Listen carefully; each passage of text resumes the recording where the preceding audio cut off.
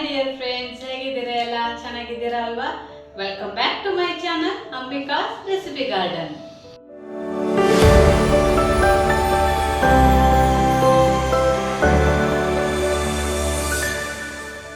ಇವತ್ತೊಂದು ಸ್ವೀಟ್ ರೆಸಿಪಿಯನ್ನ ಮಾಡ್ತಾ ಇದ್ದೇನೆ.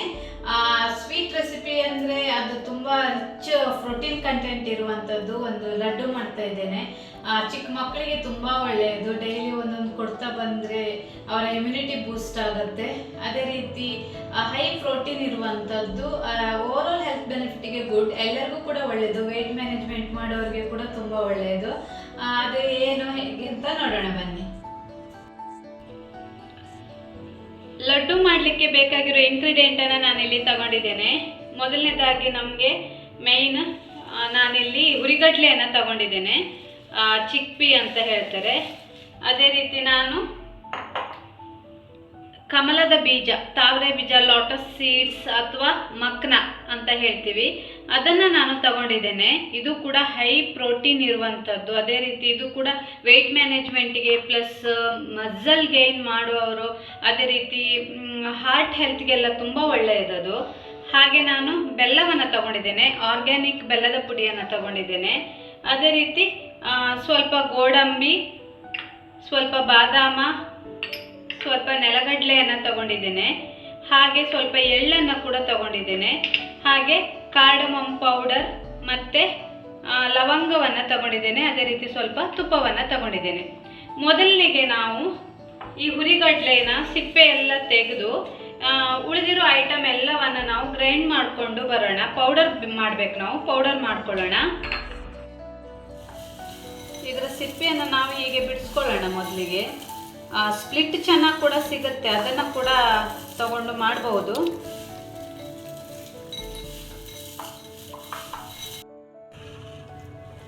ನಾನು ಇದನ್ನು ಸಿಪ್ಪೆ ಎಲ್ಲ ತೆಗೆದು ಕ್ಲೀನ್ ಮಾಡಿ ಇಟ್ಕೊಂಡಿದ್ದೇನೆ. ನಂತರ ಒಂದು ಮಿಕ್ಸಿ ಜಾರಿಗೆ ಹಾಕಿ ಪೌಡರ್ ಮಾಡ್ಕೊಳ್ಳೋಣ. ಇದರ ಜೊತೆನೆ ನಾನು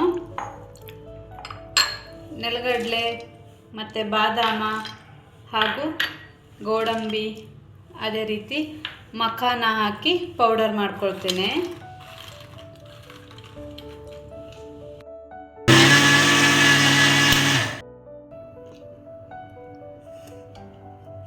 ನೋಡಿ, ಪೌಡರನ್ನು ಈ ರೀತಿಯಾಗಿ ಫೈನ್ ಪೌಡರನ್ನು ಮಾಡ್ಕೊಂಡಿದ್ದೇನೆ.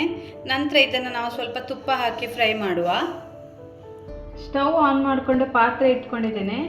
ಅದಕ್ಕೆ ಒಂದು 2 ಸ್ಪೂನ್ ತುಪ್ಪ ಹಾಕೊಳ್ಳುವ.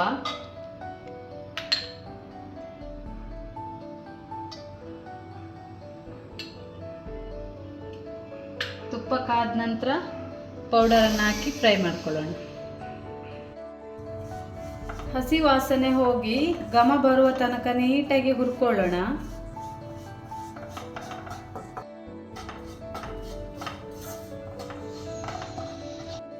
ಯಾವಾಗಲೂ ಸ್ವೀಟ್ ರೆಸಿಪಿ ಮಾಡುವಾಗ ಒಂದು ಸ್ವಲ್ಪ ಸಾಲ್ಟ್ ಹಾಕಬೇಕು, ಅದ್ರ ಟೇಸ್ಟ್ ಚೆನ್ನಾಗಿ ಬರುತ್ತೆ. ನಾನು ಸ್ವಲ್ಪ ಸಾಲ್ಟನ್ನು ಆ್ಯಡ್ ಮಾಡಿಕೊಂಡೆ. ಫ್ರೈ ಆಗಿದೆ, ಘಮ ಬರ್ತಾ ಇದೆ. ಸೊ ಈ ಟೈಮಲ್ಲಿ ನಾವು ಬೆಲ್ಲವನ್ನು ಆ್ಯಡ್ ಮಾಡ್ಕೊಳ್ಳೋಣ. ಬೆಲ್ಲ ನಿಮ್ಮ ರುಚಿಗೆ ತಕ್ಕ ಹಾಗೆ ಎಷ್ಟು ಸ್ವೀಟ್ ಬೇಕೋ ಆ ರೀತಿ ಆ್ಯಡ್ ಮಾಡಿಕೊಳ್ಳಿ. ಬೆಲ್ಲವನ್ನು ನೀರು ಮಾಡಿ ಸಹ, ಅಂದರೆ ಬೆಲ್ಲದ ಪಾಕ ಮಾಡಿ ಸಹ ಅದಕ್ಕೆ ಈ ಪೌಡರನ್ನು ಹುರಿದ್ಬಿಟ್ಟು ಬೆಲ್ಲದ ಪಾಕ ಮಾಡಿ ಕೂಡ ಹಾಕ್ಬೋದು.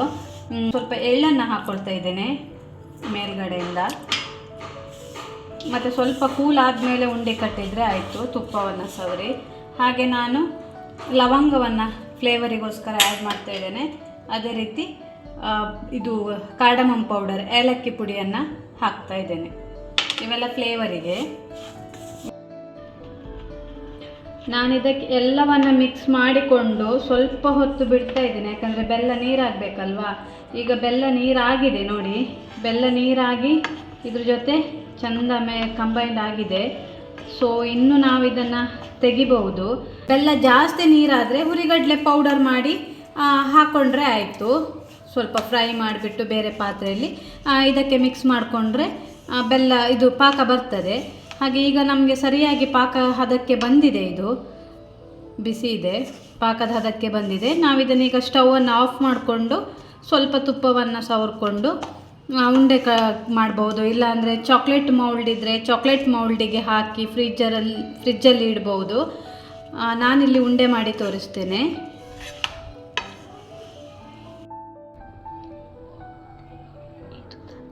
ಇದು ತಣದಿದೆ, ನಾನು ಸ್ವಲ್ಪ ಹೊತ್ತು ಕೂಲಿಗೆ ಬಿಟ್ಟಿದ್ದೇನೆ. ಈಗ ನಾವು ಉಂಡೆ ಕಟ್ಬೋದು. ಉಂಡೆ ಕಟ್ಟೋ ಹದಕ್ಕೆ ಬಂದಿದೆ. ನಾನು ಕೈಗೆ ಸ್ವಲ್ಪ ತುಪ್ಪವನ್ನು ಸವರ್ಕೊಂಡು ಉಂಡೆಯನ್ನು ಕಟ್ತೇನೆ. ಸೈಜ್ ನಿಮ್ಗೆ ಇಷ್ಟವಾದ ಎಷ್ಟು ದೊಡ್ಡ ಉಂಡೆ ಬೇಕೋ ಆ ಸೈಜಲ್ಲಿ ಮಾಡಿಕೊಳ್ಳಿ.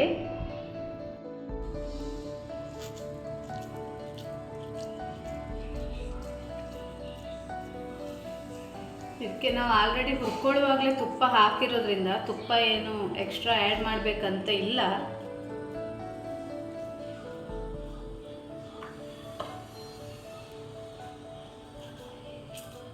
ಬೆಲ್ಲದಲ್ಲಿ ಮಾಡಿದ್ದಲ್ವಾ, ಸೊ ಆರ್ಗ್ಯಾನಿಕ್ ಬೆಲ್ಲ, ಹಾಗಾಗಿ ಈ ಕಲರ್ ಬಂದಿದೆ. ಬಟ್ ಈ ಕಲರ್ ತುಂಬ ಚೆನ್ನಾಗಿ ಕಾಣ್ತಾ ಇದೆ.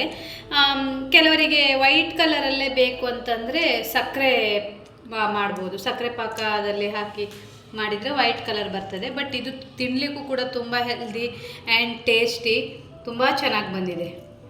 ನೋಡಿದ್ರಲ್ಲ ಫ್ರೆಂಡ್ಸ್, ನಮ್ಮ ಹೆಲ್ದಿ ಎಮ್ಮಿ ಟೇಸ್ಟಿ ಲಡ್ಡು ರೆಡಿ ಆಗಿದೆ. ಸೊ ಇದನ್ನು ನೀವು ಕೂಡ ನಿಮ್ಮ ಮನೆಯಲ್ಲಿ ಖಂಡಿತ ಮಾಡಿ ಇಟ್ಕೊಂಡು ತಿನ್ನಬೇಕು. ಎಲ್ಲರಿಗೂ ಸಹ ತುಂಬ ಒಳ್ಳೆಯದಿದು, ಮಕ್ಕಳಿಗಂತೂ ತುಂಬ ಒಳ್ಳೆಯ ಫುಡ್. ಸೊ ಇದನ್ನು ನೀವು ನಿಮ್ಮ ಮನೇಲಿ ಮಾಡಿ ಹಾಗೆ ನನಗೆ ಕಮೆಂಟ್ ಮೂಲಕ ತಿಳಿಸಿ ಹೇಗೆ ಬಂದಿದೆ ಅಂತ.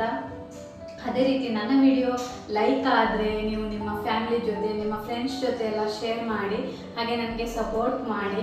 ಇಲ್ಲಿ ತನಕ ನನ್ನ ವಿಡಿಯೋವನ್ನು ಲೈಕ್ ಮಾಡಿದ್ದಕ್ಕೆ, ಸಪೋರ್ಟ್ ಮಾಡಿದ್ದಕ್ಕೆ ಥ್ಯಾಂಕ್ ಯು ಸೋ ಮಚ್. ಎಲ್ಲರಿಗೂ ಕೂಡ ಧನ್ಯವಾದಗಳು. ಹಾಗೆ keep watching my channel and keep supporting. Thank you.